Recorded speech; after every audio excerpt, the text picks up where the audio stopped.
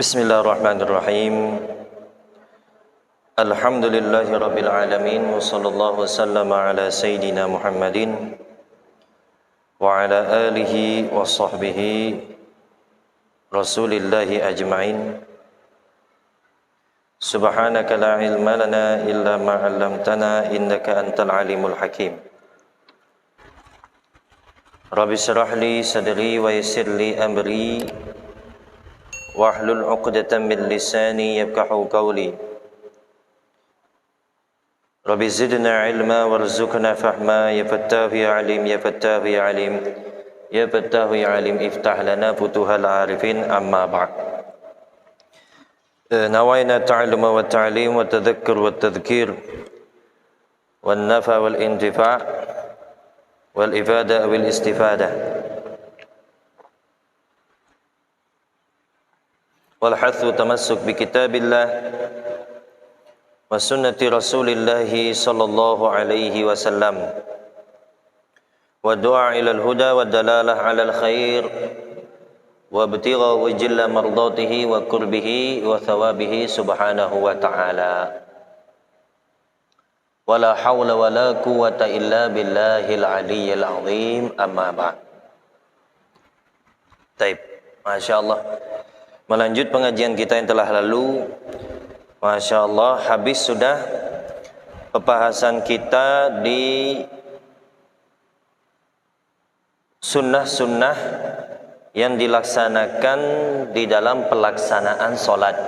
Yaitu terakhir sunnah yang kita bahas kemarin itu masalah sutroh. Yang mana sutroh ini adalah pembatas, ya. Pembatas yang dijadikan untuk sholat, ya, pembatas untuk sholat. Subhanallah, kemarin kan kita baru terakhir bahas itu. Kemudian saya pergi ke Bungo, sholat di masjid dekat samping Universitas Muhammadiyah itu, kan ada masjid samping itu. Masya Allah, ya, di situ menyediakan sutroh, banyak sekali sutroh situ. Tersenyum saja saya lihatnya. Barusan kemarin bahas, ya, langsung prakteknya ada di depan tuh. Tinggi-tinggi gini, setinggi gini dibuatnya, bagus sekali. Tak apa-apa, ya. Itu di sana ada itu, masya Allah. Nah, itu terakhir pembahasan. Jadi itu sunnah, ya, dibuat pas ketika apabila seseorang sholat. Ya, apalagi dia sholat di pertengahan dalam masjid atau apalagi di belakang, apalagi tidak ada penghalangnya. Jadi itu masuk sutra. Seperti yang sudah kita sebutkan tadi, itu salah satunya bagus kalau dikhususkan itu sutra. Tapi kalau misalnya tidak ada penghususan kayak kita ini, apapun itu seperti tiang minimal kemarin terakhir kan apa? Terakhir itu yang namanya derajatnya sutroh ialah ada garis. Apa? Air, tidak masalah itu. Cuman katanya di sini tidak kurang dari sulusai dhira'in, sepertiga daripada siku. Apakah itu termasuk tak? Sepertiga daripada siku. Tuh gelas itu. Termasuk tak? Rasanya kurang. Tak? Kurang. Masih kurang ya? Jadi sunnahnya itu abdolnya sutroh itu tingginya, ya, tidak kurang daripada sepertiga satu siku. Sepertiga siku. Kan siku ini berapa nih kalau kita siku nih? Ini berapa? Sepertiganya. Ya, berapa senti? 60, perkiraan segitulah, 60 senti. Ya, nah itu ukurannya, masya Allah. Itu yang terakhir. Sekarang habis sudah, ya, masalah sunnah-sunnah yang dilakukan di dalam pelaksanaan sholat. Sekarang kita pindah ke pembahasan baru, yaitu apa itu? as-sunanul lati ba'dal intihai minas shalah, yaitu sunnah-sunnah yang dilakukan setelah habisnya salat. Apa saja itu sunnah-sunnah yang setelah habisnya salat? Naam. Apa itu? Qala muallif rahimahullah, as-sunanul lati ba'dal intiha minas shalah, sunnah-sunnah yang dilaksanakan setelah salat. Pertama, al-istighfaru salasan, yaitu membaca istighfar salasan sebanyak 3 kali. Itu sudah lumrah kita, baik pun itu secara sir, baik pun itu secara jahar, tetap kebanyakan kita, apapun itu mazhabnya, apapun itu akidahnya, apapun itu golongannya, tetap kebanyakan istighfar semua. Astaghfirullahaladzim, astaghfirullahaladzim, astaghfirullahaladzim, itu minimalnya. Minimalnya itu. Sempurnanya astaghfirullahaladzim alladzi la ilaha illa wal hayyul qayyum wa atubu ilaihi. Dan apapun itu jenis istighfar, itu yang pertama, 3 kali dibaca. Kemudian yang kedua, mashu jab hatihi wa wajhi biyadihil yumna ma'a qawlihi asyhadu an la ilaha illallah, asyhadu an la ilaha illa war rahmanur rahim, Allahumma adhib anil ham wal hazan. Masya Allah. Nah, ini salah satu amalan sunnah yang jarang kita dengar, Pak. Apa? Mashul jabhatihi, yaitu mengusap keningnya, wa wajhi, dan apa? Wajahnya, biyadihil yumna, dengan tangan kanan, ma'a qaulihi, serta membaca asyhadu an la ilaha illa huwar rahmanur rahim, Allahumma adhib anil ham wal hazan. Ini jarang kita lakukan. Nampaknya kalau nak ngamalkan ini secara pribadilah, dewek-dewek lah. Takut kaget nimbulkan fitnah. Nimbulkan fitnah. Kita ini susah. Susahnya kalau ada kayak jarang-jarang nengok ngelakukan ngamalkan, ini kayak aneh-aneh pula. Lah padahal itu memang ada tuntunannya, amalannya.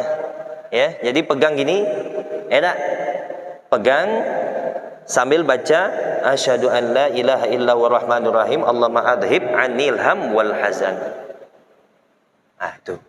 Kalau nak ngamalnya sendiri-sendirilah. Kalau imam jangan dulu.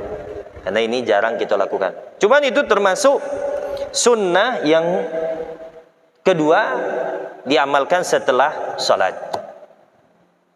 Kemudian yang ketiga, qauluhu Allahumma antas salam wa minkas salam, fahayna rabbana bis salam wa adkhilna daraka darus salam, tabarakta rabbana wa ta'alaita ya dzal jalali wal ikram. Itu sudah dibaca. Kemudian bacaan apa lagi? Allahumma la mani'a lima a'taita wa la mu'tiya lima mana'ta wa la radda lima qadaita wa la yanfa'u dzal jadd minkal jadd. Itu juga termasuk. Semuanya kita amalkan tuh. Kemudian yang kelima, Allahumma a'inna ala dzikrika wa syukrika wa husni ibadatik. Itu juga. Biasanya sebelum mulai zikir yang subhanallah itu kita baca itu. Itu sunnah setelah sholat dibaca. Kemudian yang keenam, qiraatu ayatul kursi, yaitu membaca ayat kursi. Itu salah satunya. Pokoknya yang sudah kita susun itulah, susunan wiridan kita, zikir kita itu selama ini, ya Allah tuh.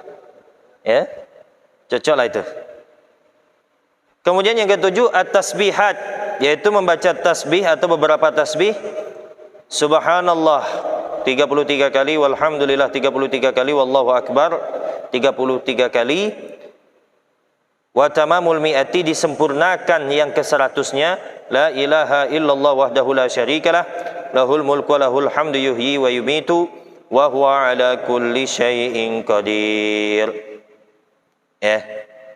Fa fil hadis, dan keutamaannya disebutkan dalam hadis, anna man qala dzalika, barang siapa yang membaca demikian itu, ghufirat khatayahu wa in kanat misla zabadil bahar.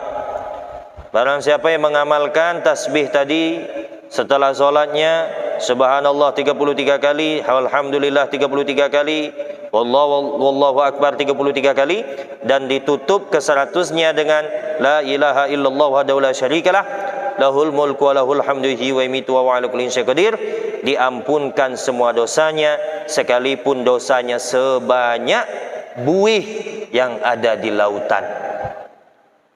Itu keutamaannya.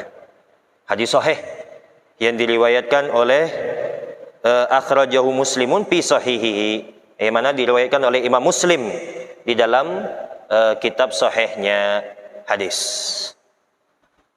Masya Allah, kita ni banyak menong Pak ya. Banyak menong. Imam lain baca ya. Kita tinggal doa ya, doa. Apalagi cuaca sekarang ya. Cuaca sekarang lah. Cuaca dingin-dingin gini ya, Masya Allah. Enak nian ya. Masya Allah ya. Besarnya apa keutamaannya. Kemarin sudah kita baca juga kemarin ya di keutamaan itu. Itu sunnah yang ketujuh yang dibaca setelah sholat.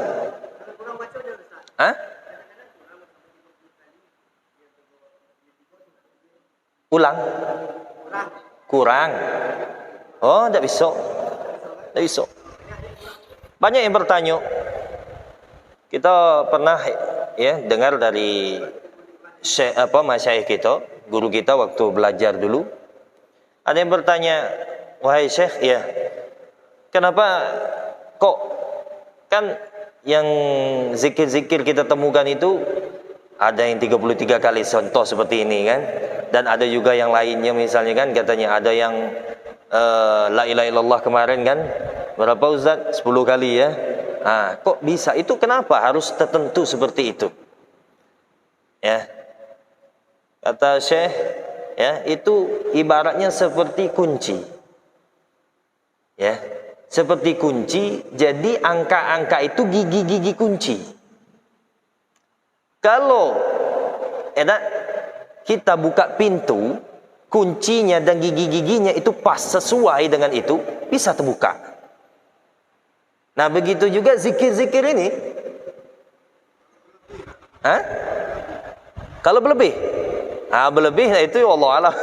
Tuhan lah yang apa itu yang tahu lah. Ya, ya kadang ragu-ragu lebih sedikit ada masalah, asal jangan kurang gitu kan, atau kadang disengajakan kurang. Seperti contoh seperti zikir la ilaha illallah wahdahu la syarikalah lahul mulku wa lahul hamdu yuhyi wa yumitu wa ala kulli syai'in qadir. Sebagian tempat 3 kali aja dia baca. Apalagi di salat selain maghrib dan subuh 3 kali aja dia baca. Ya. Padahal di dalam hadis, riwayat hadis mengatakan 10 baru dapat keutamaannya.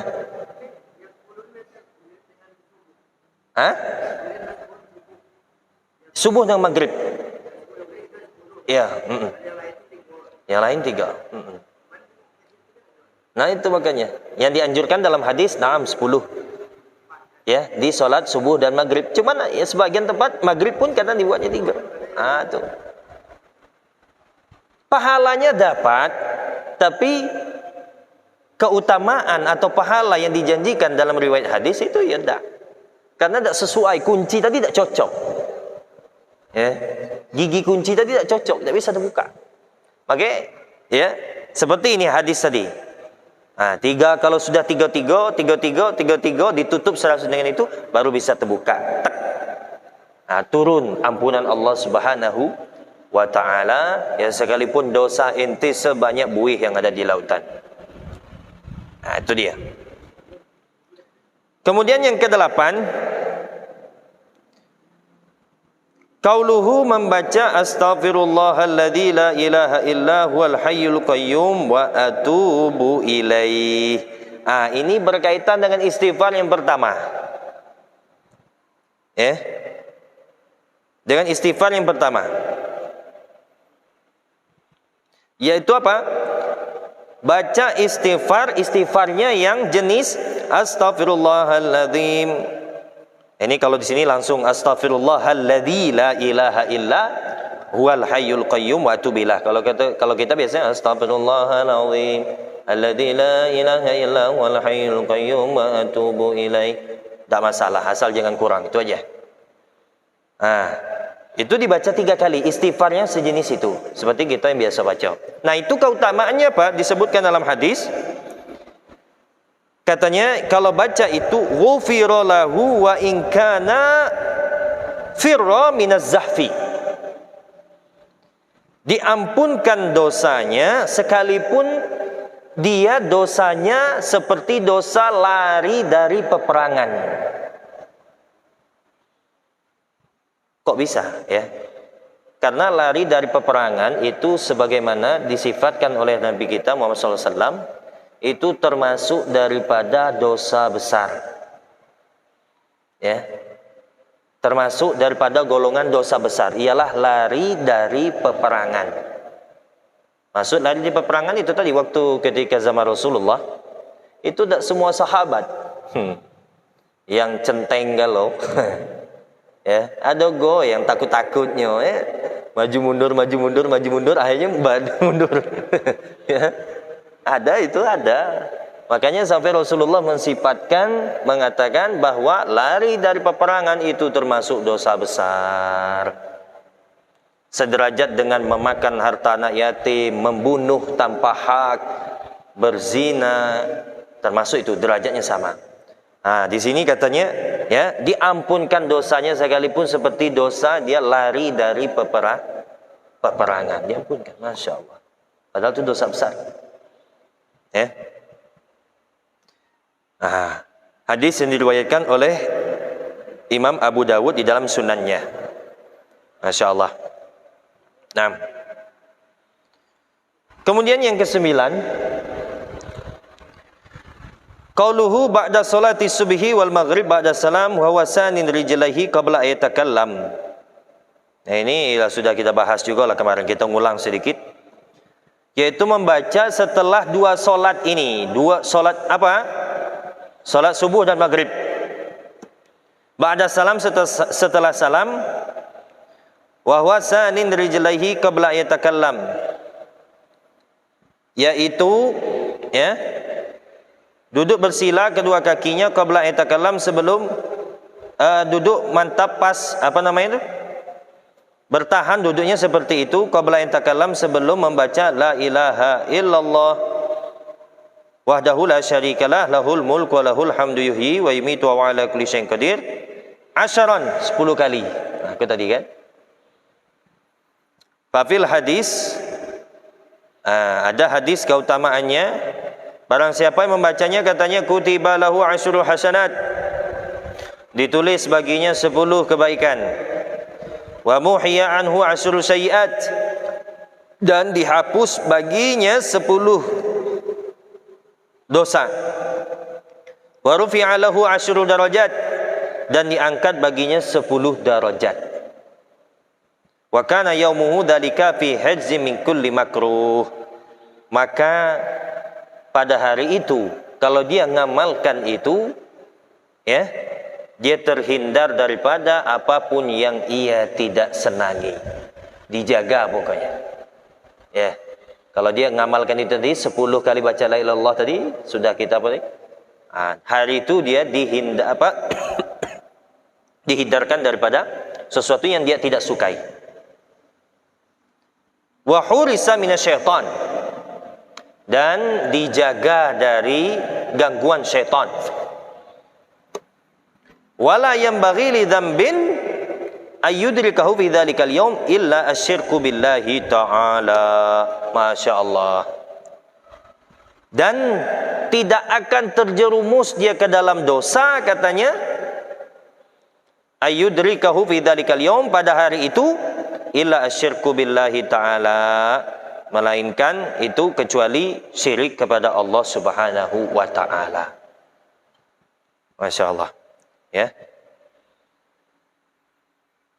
Maksudnya, ya, tidak diampunkan, diampunkan segala dosanya, ya, pada hari itu, melainkan itu syirik kepada Allah Subhanahu wa ta'ala. Kalau syirik itu, ya, perlu taubat yang sebenar-benarnya. Karena syirik ini, ya, derajatnya ya, dosa yang paling besar, paling tinggi, sulit. Harus memang betul-betul taubat. Ya, tidak bisa hanya sekedar amalan-amalan seperti ini, tidak bisa. Ya. Nah, kalau dia berbuat dosa-dosa lain, langsung diampunkan oleh Allah Subhanahu wa ta'ala. Kalau memang dia betul-betul mengamalkan ini. Hadis yang diriwayatkan oleh Imam Malik di dalam kitab hadisnya Al-Muwatta, dan Imam Bukhari di dalam kesahihannya. Nah, itu dia salah satunya.